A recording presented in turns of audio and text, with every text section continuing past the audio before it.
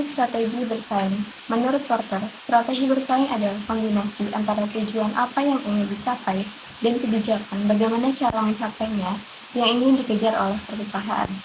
Ini berarti perusahaan harus jelas dulu apa tujuannya, misalnya menjadi pemimpin pasar di segmen tertentu. Setelah itu, perusahaan menentukan langkah-langkah spesifik atau kebijakan untuk mencapai tujuan tersebut, seperti fokus pada kualitas tinggi, harga murah, atau pelayanan unggul. Tujuan dan kebijakan ini harus selaras dan saling mendukung. Sedangkan menurut Kotler, strategi yang secara kuat menempatkan perusahaan terhadap posisi pesaing dan yang menjadi perusahaan keunggulan bersaing yang sekuat mungkin. Strategi bersaing harus berfokus pada posisi perusahaan relatif terhadap para rival. Tujuannya adalah membangun perbedaan yang signifikan dan sulit ditiru, sehingga perusahaan memiliki posisi yang kokoh dan keunggulan yang dapat bertahan lama. Jadi, strategi bersaing adalah upaya sistematis perusahaan untuk mengalahkan pesaing, meraih pangsa pasar, dan mencapai profitabilitas maksimal dengan melakukan analisis pasar dan pesaing, lalu menerapkan strategi pemasaran yang paling efektif. Ada 5 kekuatan Porter. 5 kekuatan Porter ini merupakan kunci yang menentukan intensitas persaingan dan daya tarik atau profitabilitas suatu industri. Yang pertama, ancaman masuk.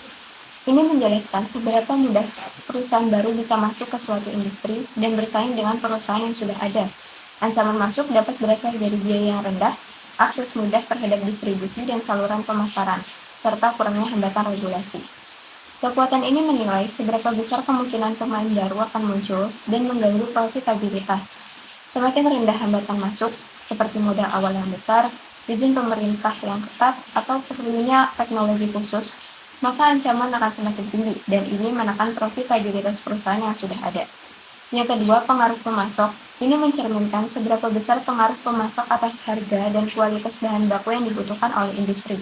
Kekuatan ini tinggi jika pemasok memiliki banyak alternatif pelanggan atau jika bahan baku yang mereka sediakan unik, sehingga mereka memiliki lebih banyak kekuatan dalam bernegosiasi. Kekuatan ini menilai kemampuan pemasok untuk menaikkan harga atau menurunkan kualitas produk yang mereka jual kepada perusahaan. Jika hanya ada sedikit pemasok atau jika produk yang mereka berikan sangat penting dan tidak memiliki pengganti, maka kekuatan tawar-menawar pemasok sangat besar. Ketiga, pengaruh pembeli. Ini mengukur kekuatan pembeli dalam mempengaruhi harga dan kualitas produk. Jika pembeli memiliki banyak alternatif atau dapat dengan mudah meniru produk, mereka memiliki lebih banyak kekuatan dalam bernegosiasi. Kekuatan ini menilai kemampuan pelanggan untuk menekan harga jual, menuntut kualitas yang lebih tinggi, atau meminta layanan tambahan.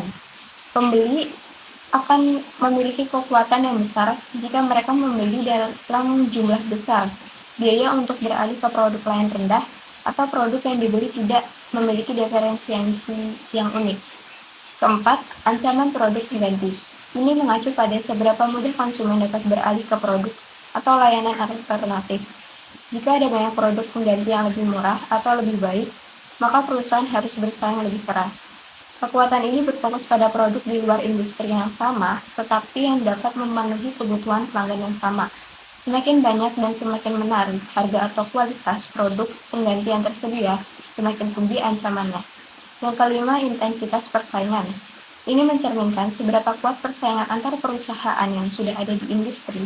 Jika ada banyak pesaing dengan industri serupa dan sedikit diferensiasi produk, maka intensitas persaingan akan tinggi. Ini adalah persaingan langsung di antara pemain yang sudah ada di pasar. Intensitas persaingan tinggi jika pasar tumbuh lambat, banyak pesaing yang ukurannya sama, biaya keluar dari industri tinggi, atau produknya tidak memiliki banyak perbedaan. Konsep strategi generik. Konsep strategi generik dikembangkan oleh Michael Porter pada tahun 1980. Strategi ini menjadi kerangka dasar bagi perusahaan manapun untuk menentukan bagaimana mereka akan bersaing dan mencapai kemenangan di pasar. Strategi generik didasarkan pada dua pilihan fundamental yang harus diambil oleh perusahaan, yaitu pertama, sumber keunggulan kompetitif, dari mana perusahaan akan mendapatkan keunggulan utamanya, dan ada dua pilihan mendasar. Yang pertama, keunggulan biaya. Perusahaan memilih untuk unggul dengan cara mengelola dan mempertahankan struktur biaya terendah di industrinya. Mereka harus sangat efisien, fokus pada produksi skala besar, dan memotong biaya di setiap rantai nilai. Kedua, unggulan diferensiasi.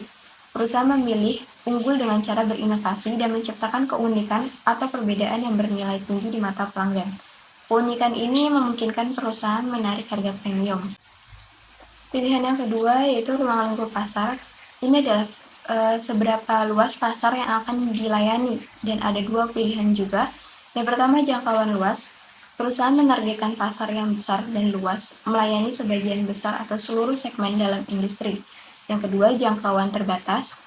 Perusahaan hanya fokus menargetkan segmen pasar yang kecil, spesifik, atau tertentu. Jadi, strategi generik ini memaksa perusahaan untuk membuat pilihan strategi yang tegas mengenai bagaimana mereka akan bertarung, apakah melalui harga termurah atau melalui nilai yang unik, dan apakah mereka akan bertarung di pasar yang luas atau hanya spesifik. Strategi generik. Michelle Porter mengidentifikasikan 3 pendekatan dasar yang dapat dikejar oleh perusahaan untuk menciptakan keunggulan kompetitif. Strategi ini menggabungkan ruang lingkup pasar dan sumber keunggulan. Yang pertama ada keunggulan biaya. Strategi untuk menawarkan harga lebih rendah dari pesaing dengan cara menekan biaya produksi melalui efisiensi skala besar dan kontrol biaya. Perusahaan yang menerapkan strategi ini bertujuan menjadi produsen berbiaya paling rendah di industrinya atau di segmen pasar tertentu. Mereka mencapai ini dengan mengoptimalkan setiap aspek rantai nilai, proses produksi yang sangat efisien, pembelian bahan baku dalam jumlah besar, dan meminimalkan biaya overhead. Meskipun berbiaya rendah, produknya harus memiliki kualitas yang dapat diterima oleh pelanggan. Selain itu juga terdapat risiko. Yang pertama, teknologi baru. Pesaing bisa menemukan teknologi yang lebih murah dan menghilangkan keunggulan biaya. Yang kedua, peniruan pesaing. Pesaing bisa meniru proses efisiensi. Yang ketiga, inflasi, kenaikan harga bahan baku yang tidak dapat dihindari.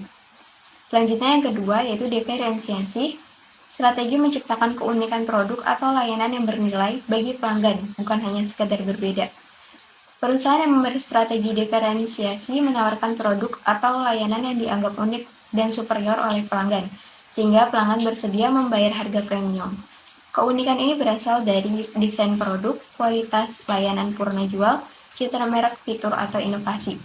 Contohnya adalah Apple, adalah contoh klasik diferensiasi. Mereka tidak bersaing pada harga terendah, melainkan pada ekosistem produk yang terintegrasi, desain minimalis, dan citra merek premium yang memungkinkan mereka menetapkan harga jauh di atas rata-rata industri. Dan terdapat kunci keberhasilan. Yang pertama, posisi yang menguntungkan. Keunikan harus membuat posisi perusahaan kuat di mata pelanggan. Kedua, nilai bagi konsumen. Keunikan harus benar-benar berharga. Tiga, ciptakan perbedaan yang terasa. Perbedaan harus jelas dirasakan. Yang keempat, sulit ditiru. Keunikan tersebut harus sulit ditiru oleh pesaing. Yang ketiga, strategi fokus. Strategi menargetkan segmen pasar tertentu, misalnya wilayah, usia, atau kebutuhan khusus, bisa melalui fokus biaya dengan pendekatan biaya rendah atau diferensiasi. Strategi fokus berarti perusahaan memilih untuk melayani pasar yang sangat sempit. Perusahaan tidak berusaha melayani semua orang, tetapi menjadi yang terbaik dalam melayani segmen kecil tersebut. Strategi ini memiliki dua varian. Fokus biaya menjadi produsen berbiaya rendah hanya di segmen sempit tersebut. Misalnya perusahaan yang membuat ban khusus untuk kendaraan pertanian. Yang kedua, fokus pada diferensiasi, menciptakan produk unik hanya untuk segmen sempit tersebut. Selanjutnya ada faktor-faktor yang mempengaruhi persaingan kompetitif. Faktor yang pertama ada jumlah dan kekuatan pesaing. Semakin banyak perusahaan dengan kekuatan yang seimbang, maka tingkat persaingan di industri akan semakin tinggi, terutama dalam hal harga, inovasi, dan promosi. Faktor yang kedua ada pertumbuhan industri. Industri dengan pertumbuhan yang lambat cenderung memiliki tingkat persaingan yang lebih tinggi dibandingkan dengan industri yang sedang berkembang. Faktor yang ketiga ada diferensiasi produk. Semakin rendah tingkat perbedaan produk, maka semakin tinggi tingkat persaingan antar perusahaan. Faktor selanjutnya ada biaya tetap yang tinggi. Industri dengan biaya tetap yang tinggi biasanya menghadapi tingkat persaingan yang ketat karena perusahaan harus menjual dalam jumlah besar untuk menutupi biaya tersebut. Faktor selanjutnya ada hambatan keluar. Hambatan keluar yang tinggi membuat perusahaan sulit meninggalkan industri, sehingga tingkat persaingan tetap tinggi. Selanjutnya kita akan membahas Resources Based 5 atau RBF. RBF itu adalah manajemen bisnis atau alat yang digunakan untuk menentukan sumber daya strategis yang tersedia untuk sebuah perusahaan. Prinsip mendasar dari RBF itu adalah bahwa keunggulan kompetitif dari suatu perusahaan terletak terutama dalam penerapan sumber daya berharga di perusahaan. Ciri-ciri utama model RBF itu ada yang pertama, perusahaan pada intinya adalah sekumpulan kapabilitas.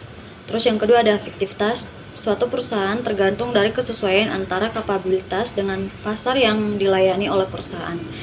Yang ketiga ada pertumbuhan. Suatu perusahaan dibatasi oleh kapabilitas yang dimilikinya.